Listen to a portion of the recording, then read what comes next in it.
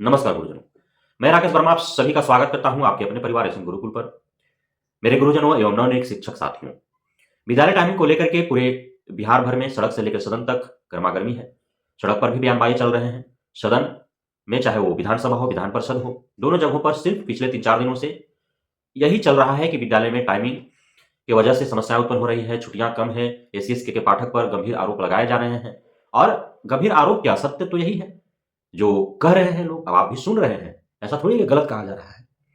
तो अब माननीय मुख्यमंत्री का ध्यान आकर्षित कराने हेतु विपक्ष के सदस्यगणों ने सभी बातों से उन्हें अवगत कराया है और वे संज्ञान में लेते हुए और स्कूल टाइमिंग को लेकर के उन्होंने अपना घोषणा कर रखा है, लेकिन बावजूद इसके सुधार नहीं हो रहे हैं। एसएसके के पाठक ने माननीय मुख्यमंत्री की बातों को पूर्णतः नहीं माना है, बल्कि 10 से 4 जो माननीय मुख्यमंत्री ने कहा और 9:45 से 4:15 तक शिक्षकों के लिए, तो टाइमिंग फॉलो नहीं हो रहा है। अभी भी 21 फरवरी 2024 को जो वीसी हुए शाम में, उसके उपरांत जो जिलों से लेटर प्राप्त हो रहे हैं, उसमें साफ-साफ कहा जा रहा है कि 21 फरवरी 2024 को वीसी में जो माननीय एससीएस का जो निर्देश प्राप्त है, उसमें जो है टाइमिंग को लेकर के यही कहा गया है कि 9 बजे शिक्षक पहुंच जाएंगे, शिक्षक-शिक्षिकाएं, और 9 से 10 के बीच में साफ-सफाई, चेतना सत्र, फिजिकल हेड काउंटिंग एवं अन्य कार्य करा लेंगे और 10 बजे से पठन-पाठ का कार्य आरंभ होगा 10 से 4, और 4 बजे के बाद जो है जो मिशन दक्ष के तहत जो विशेष सत्र का आयोजन किया जाना है वो कराएंगे बच्चों को, जो कमजोर बच्चे हैं उन्हें पढ़ाना है। अच्छी बात है, सारी चीज सही है, लेकिन क्या माननीय मुख्यमंत्री ने जो सदन से घोषणा की, क्या विपक्षों ने जो आवाज उठाया, क्या सिर्फ छात्र छात्राओं के लिए आवाज उठी थे? क्या माननीय मुख्यमंत्री सिर्फ छात्र छात्राओं के लिए चिंतित है, शिक्षक शिक्षिकाओं के लिए चिंतित नहीं है? तो आखिर माननीय मुख्यमंत्री के द्वारा कहे गए सदन में बात, या शिक्षा मंत्री के द्वारा जो कही गई, उसका अक्षरशः पालन क्यों नहीं हो रहा है? क्यों एक एससीएस के पाठक जैसा साधारण सा आला अधिकारी और पूरे विधायिका पर जो है वो एक अपना जोर बनाए रखा है? कार्यपालिका का एक सदस्य और विधायिका के ऊपर जो है अपना जोर बनाए हुए है। क्यों विधायिका मजबूर है उस एकमात्र आला अधिकारी को नहीं निकाल पा रही है या उस पे लगाम नहीं लगा पा रही है? तो सबसे बड़ा सवाल ये उत्पन्न हो रहा है कि क्यों मुख्यमंत्री के बातों का अवहेलना वो कर दे रहा है सज्जन। मेरा यही मानना है कि 8 या 10 घंटा लगातार पढ़ा देने से बच्चे तेज नहीं हो जाएंगे। बिहार पर से सचिव पेशे पर का धब्बा नहीं उतर जाएगा। 4 घंटा यदि मजे से पढ़ा लिया जाए ईमानदारी पूर्वक, तो 8 घंटा का कार्य हो जाता है। तो इसलिए विद्यालय टाइमिंग 8 घंटा 10 घंटा विद्यालयों में लगातार बच्चों को, शिक्षक शिक्षिकाओं को रखना, यह उन्हें मानसिक तनाव उत्पन्न करता है। उनमें मानसिक रूप से वो प्रताड़ित और शोषित खुद को समझते हैं और वे चिड़चिड़ापन उनके अंदर होता है, वे स्वतंत्र रूप से पढ़ा नहीं पाते हैं। आप सभी को ज्ञात है, हम आप सभी इंसान हैं। लगातार यदि 8-10 घंटा कोई एक ही कार्य कराया जाए हमसे, आपसे, तो आप चिड़चिड़ा जाएंगे। ये दलील देना कि उनका पढ़ाना कार्य ही है, बच्चों को पढ़ना कार्य ही है, 10 से 4 के बदले 9 से 5 ही यदि हो जाए तो 2 घंटा में क्या लगा है? बहुत कुछ लगा है। 2 घंटा मायने रखता है।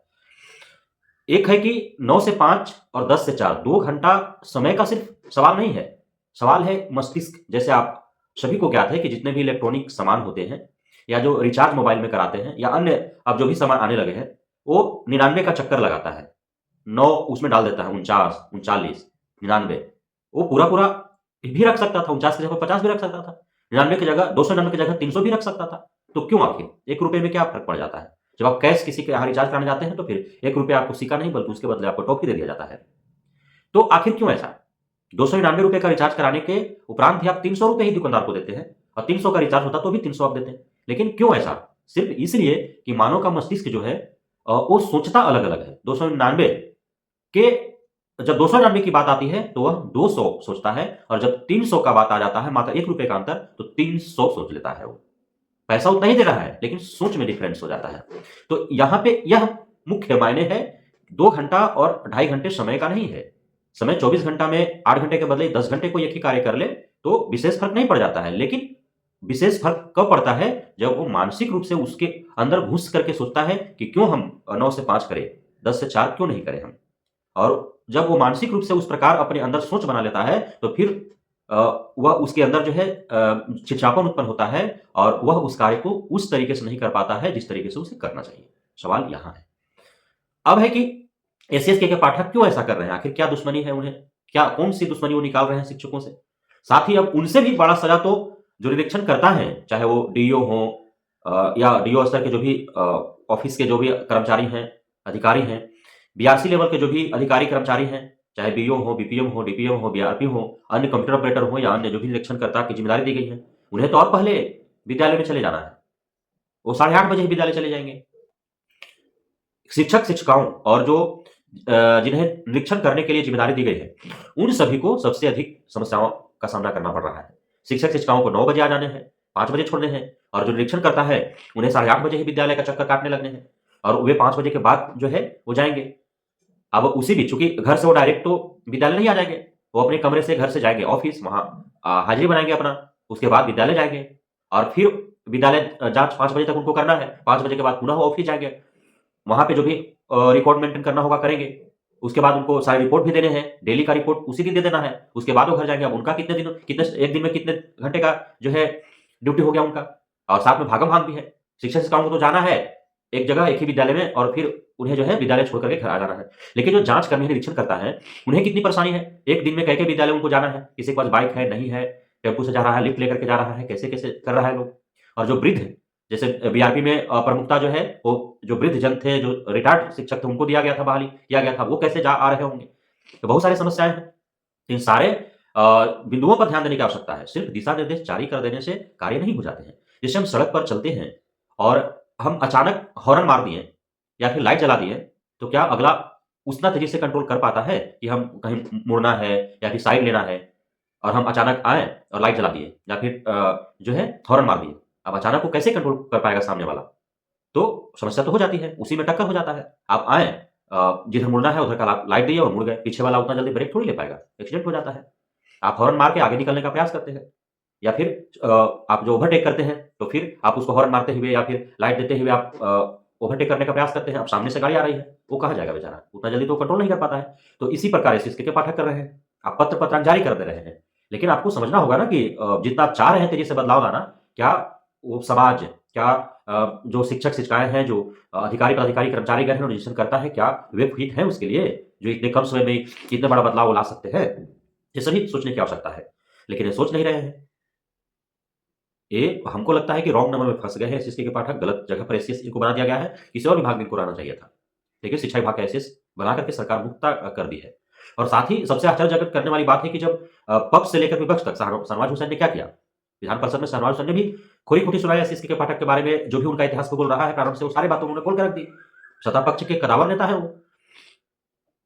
विपक्ष के तो लोग कह ही रहे हैं और साथ ही हम या आप देख पा रहे हैं ऑन रिकॉर्ड उनका सारे चीज़ है, किस प्रकार से वे शिक्षक-शिक्षिकाओं, अधिकारी-पदाधिकारियों के साथ उनका बिहेव रहा है।